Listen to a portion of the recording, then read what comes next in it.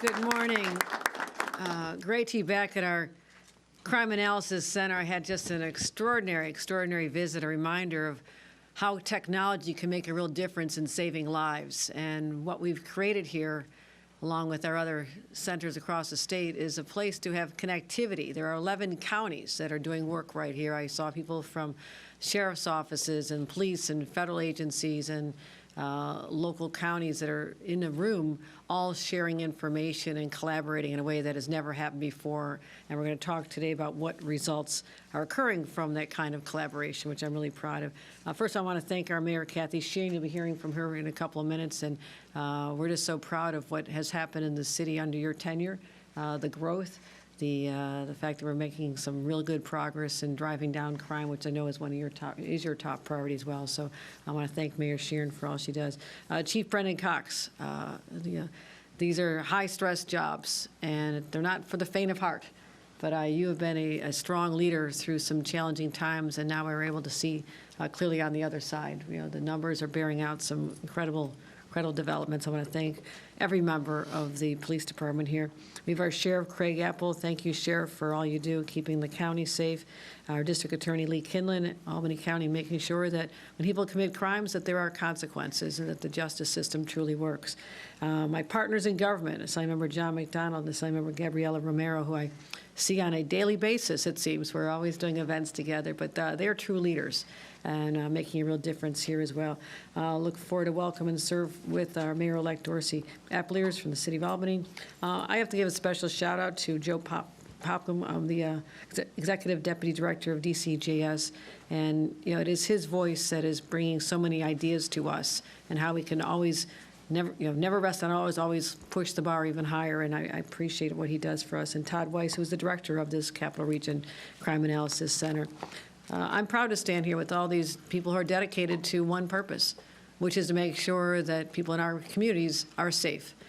And they sacrifice a lot, particularly during the holidays and the cold and time from families and the stress. These law enforcement jobs, especially those who are right on the front lines, they're high-stress jobs, and they often have to see people in difficult, challenging circumstances or go to a crime scene and witness what many of us would have a real problem understanding and comprehending and adapting to. So I always tip my hat to the men and women who have chosen this form of public service. It is incredible. So always grateful to check in on them. And I'd like to talk about some progress, though. Our ongoing mission since I first became governor, and crime was escalating in numbers that we had not seen in a long time. It was a frightening time back in 2021. Coming through the final months of the pandemic, but everything was kind of set off kilter. And in our cities, and it's not just New York, it was a nationwide phenomenon where crime was up everywhere, but gun violence in particular. And I wanted to create something that had not been happening before, which is collaboration with our neighboring states and creating an alliance with all of our neighbors, because the guns are not coming from New York State. We don't make them here, most of them. And we have to stop that pipeline of where they're coming from across the border, up 81 from Pennsylvania, or up 95 from down south.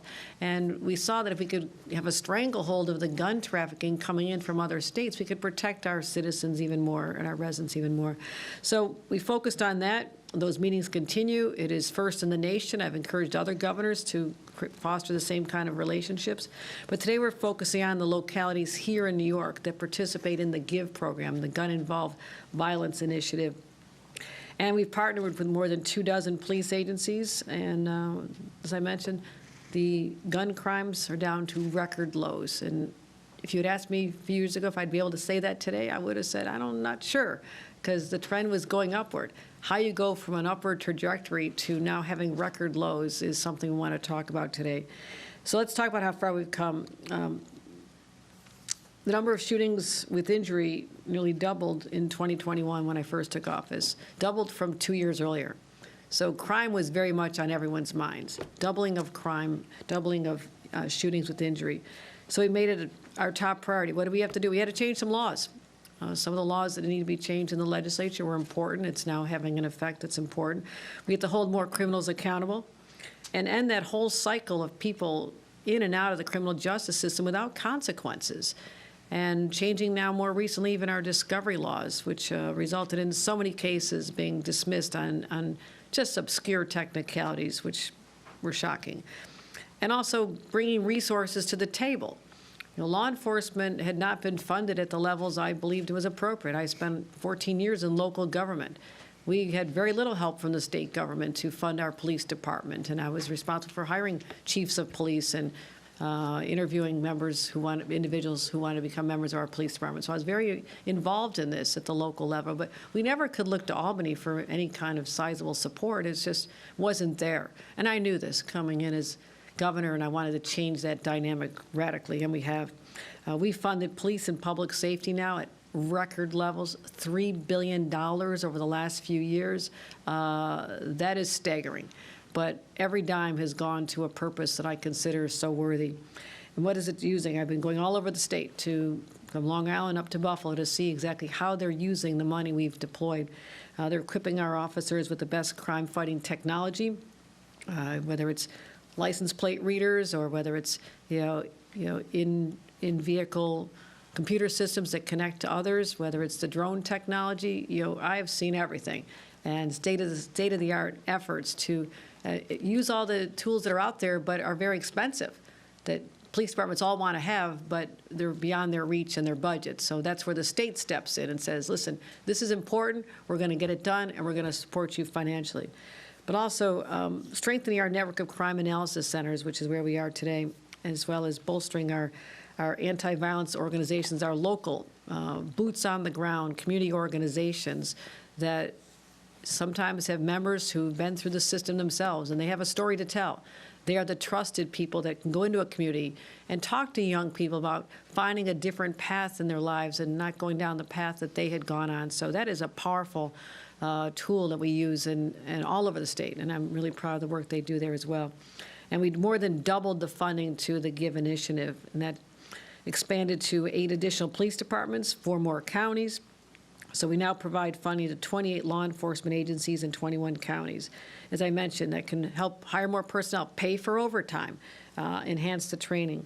So let's talk about Albany. Over $5 million in additional funds to support this. And across the board, we're making real progress here. So what are we looking at? Hotspots policing. I just saw examples of this on the big board in the Crime Analysis Center and saw where they can track on a map where the hotspots are occurring over time, and they shift. People on the street understand that there's a lot of surveillance in an area. They may go somewhere else. Where are they going next? We can track that literally on these maps and send more resources and attention to those areas. A focused deterrence, and again, the street outreach. And let's take a look at the numbers because they are quite remarkable. Shootings with injury, down 60% since 2021. Gun-related homicides, down 58% since 2021. Last year, we had the lowest number of shootings on record. Let me repeat that. We've been tracking this data a long time, the lowest number of shootings in the state of New York on record. And with only 3 weeks left in 2025, we're on our way to shattering last year's record. So we're keeping it going. We're keeping the momentum going. It was not just a one-off and we're done and we're mission accomplished. We're still moving forward to drive the numbers down even more so. So when they told me all this, I said, this year as well, on top of last year's record? They said yes, because I could never get out of my mind how bad things had gotten. The fear in our streets and in the bigger cities like New York City, the fear on the subways, it was real, it was palpable. And it takes a long time for people to, even though the data shows a different story, for people to feel differently. And I don't expect them to overnight. And me standing here telling them the data is better is not here to say, have no fear, everything's perfect, because everybody has their own emotions and their reaction to what they experience firsthand. But overall, to be able to say that the numbers have dropped dramatically is a incredibly, incredibly positive development here. So I think we have a lot to be proud of. And we didn't do it by sitting in Albany dictating policies. It happens because of the people behind me all over the state. These are the real, true heroes in my book, the ones who are out there getting the job done and doing it so well. Let's focus just a little bit on Albany while we happen to be here, Mayor. just as impressive. The numbers are just as impressive. In Albany, shootings with injury down, well, 60% here in Albany as well. And reflect on these numbers, what it means is there's a lot more people going to enjoy the holidays, not visiting a loved one who was shot in a who's now in a hospital bed, or even worse, having to go to a wake or a funeral home instead of having that person at their holiday dinner. This is what it means. These are real people's lives that are still there because we made a real difference. And I hope that the people who are dedicated themselves to this cause, and it is a cause, have a sense of at least some satisfaction to know that New Yorkers sleep better at night, knowing that the men and women in uniform and all the agencies and the support system around them are working for them. We sleep better at night. So people are able to spend their holidays with families as we approach that season. It's sometimes a disruptive, scary time for people, a lot of loneliness. People with mental health challenges. It's high stress when your life is not what you thought it was going to be. And that's where I think the state has an important role to help people with mental health challenges who are on the streets, who are out there still looking for that support, and that's important to me as well. But let's today take a look at this progress and know that one crime victim is one too many. But when it comes to public safety, we're just leaning further into what works, the proven strategies, and looking forward to announcing more initiatives in next year's budget. So we won't telegraph our budget yet. Still working on it. A lot of numbers, but let's keep building on the momentum. Whether you live in Albany or Auburn or Buffalo or Binghamton or Long Island or the North Country, our job is to keep you safe. And there's one person who's dedicated his life to that experience here in the city of Albany. We're fortunate to have him. Chief Cox, I want to bring him up to speaker. And you've made the Albany PD a national model in community policing, and that is something we're all enormously proud of. So let's hear it from the Chief of Police and thank him for his service.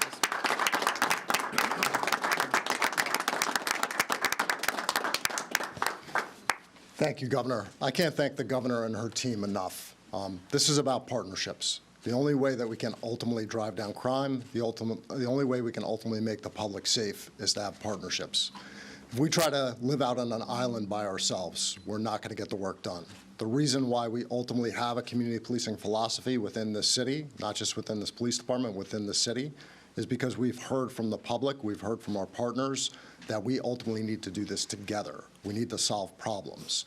And the Governor and her team are all about solving problems. They've come to us, they've sat down in rooms, they've said, let's build this together. And I can't say thank you enough to the Governor and her team for all that they've been able to do for the city and for the state, because at the end of the day, the Governor's made this city, made this state safer by this partnership that's been built. The numbers that the Governor's gone over, those numbers have made this city safer. There's more work to be done. As the Governor said, one shooting is one too many. We cannot have shootings on our street. We cannot have crime on our street. But we need to continue to work together to continue to solve those things. So when we start talking about those numbers, over a 5-year average, we're down 63% when it comes to the number of shootings where people have been shot in this city. And again, one shooting is too many.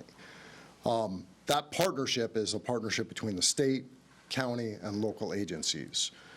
We've seen a growth in the Capital Region Crime Analysis Center. So the technology that's available ultimately helps us do our job. But there's also a partnership with community-based agencies that helps us to get our job done. And when we talk about how we solve a crime that's happened, we look at gun violence, we look to bring the offender to justice. But we also look to make sure that the victim gets the services they need. So we're looking at things from a multifaceted view. So while we're responding and bringing the offender to justice, we're also trying to make sure that the victim gets the services they need.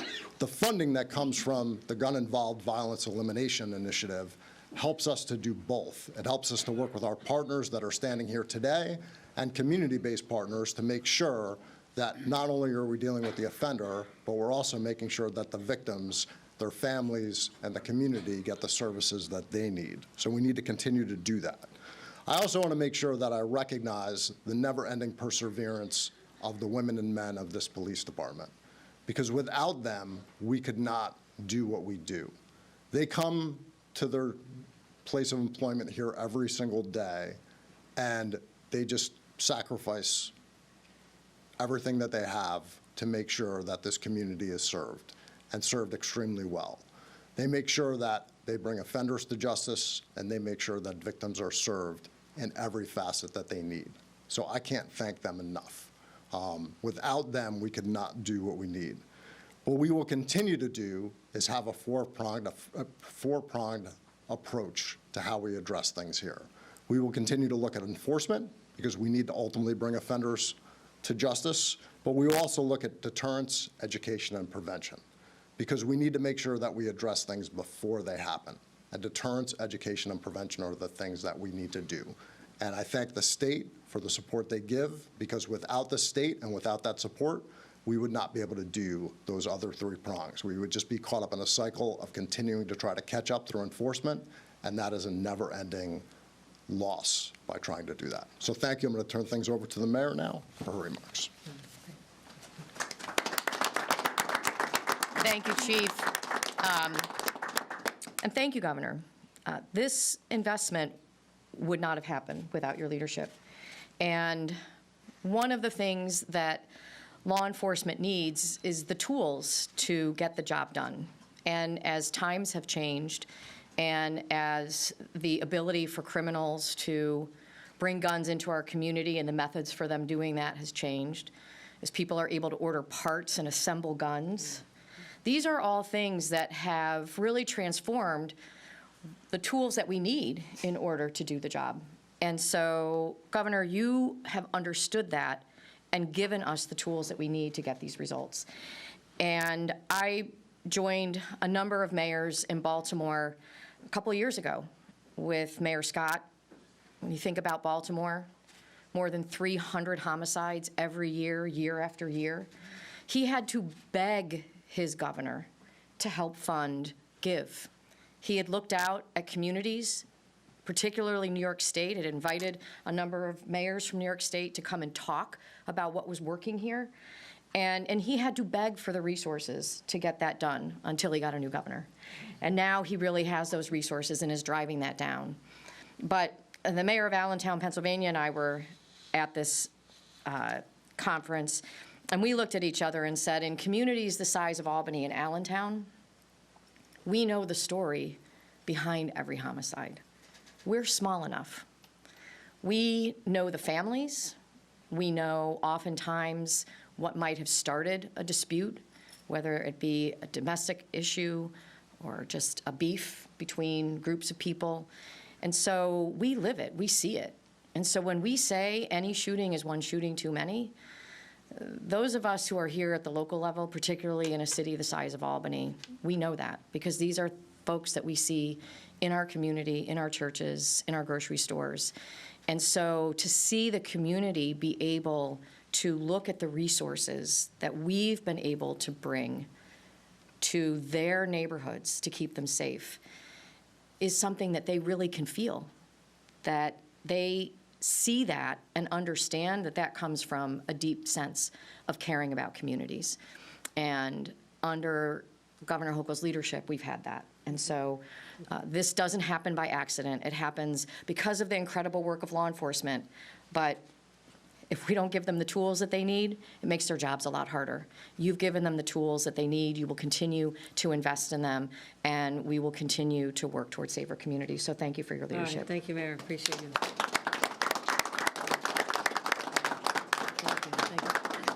Thank you. That concludes our program.